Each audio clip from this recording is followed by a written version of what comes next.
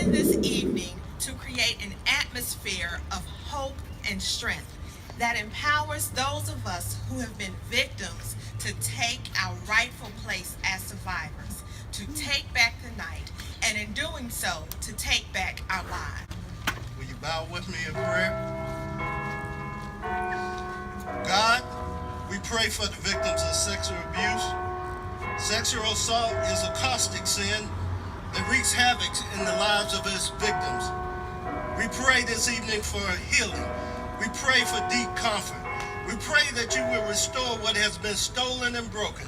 To celebrate the steps we are taking to support each other and to create change, to experience the freedom of what it is like to walk at night and not be afraid. Take Back the Night is international.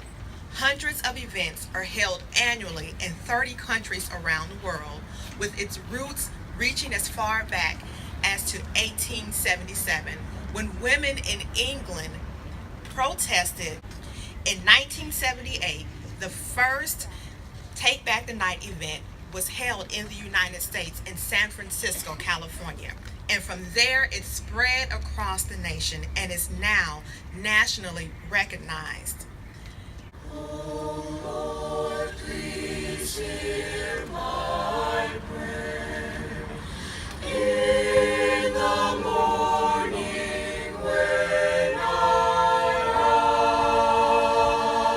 rise, is your servant bound for glory. I want to start off by sharing with you a pep talk I give myself each and every morning. I don't get to run. I am a gladiator. Gladiators don't run, they fight. They slay dragons. They stitch up their wounds and they live to fight another day. I don't get to run. Now, I'm sure many of you know where that saying is from. It's from the television show Scandal. But those words are powerful. When I became a prosecutor, I became a gladiator, fighting for justice and serving the victims here in Montgomery County. As a deputy district attorney for violent offenses against women, I became a gladiator for women who have been physically and sexually assaulted, giving them a voice and encouraging them to be strong. There are far too many of these crimes taking place for us not to be united in these efforts.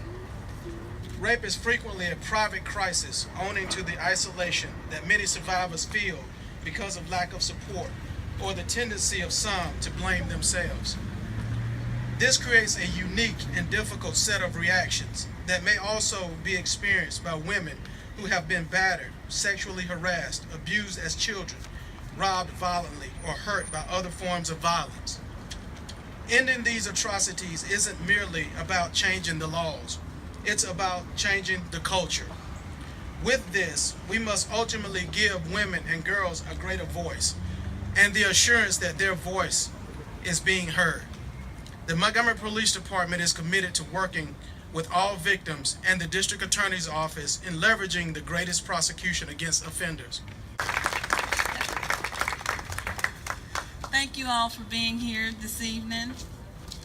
Who am I? Well, I am your sister. I am your brother. I am your grandmother. I am your cousin.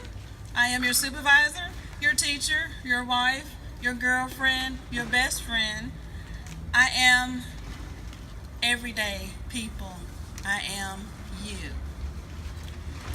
I am a thriver, not a victim, not a survivor, a thriver. I'm not a victim anymore. She was broken. She had no time to be a mother. So I'm taking you back, age 5. I was with some cousins in Milwaukee, Wisconsin. This is when everything started unraveling. Even if you don't know what to do, even at 5, I knew something was wrong. But my cousins who were younger at the time, they were 10 years older than I was, but I realized that something wasn't quite right. As a result, whatever took place. I won't get into the graphics. But my mother noticed that something wasn't quite right. And so she asked me, what happened? What's going on? What's wrong with you? She saw that I was walking differently. And so I, out of fear, because they told me they were going to do something to my mother, I didn't realize at 5 that my mother was bigger than they were. But I basically listened to what they said. And so she said, who did this? So she examined me. We'll just be, you know,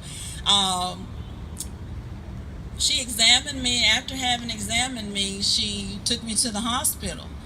And the rape kit and all of that took place. But after all of that, hush, hush.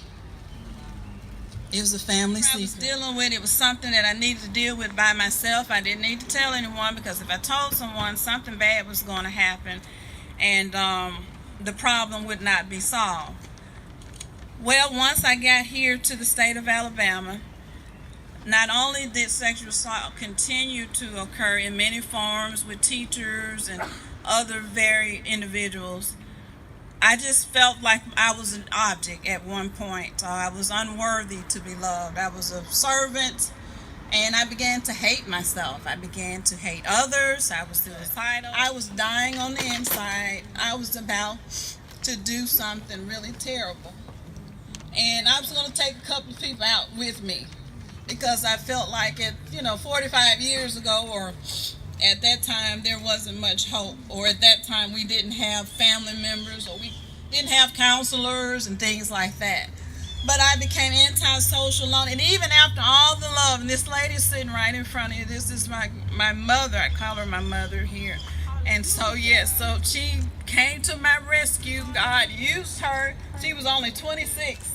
She's not that much older than I, but she's still, God uses ordinary people to do some extraordinary things. And even though she had a lot of reasons why she could have said no, she was a single parent, and her children's father, he was serving a life sentence.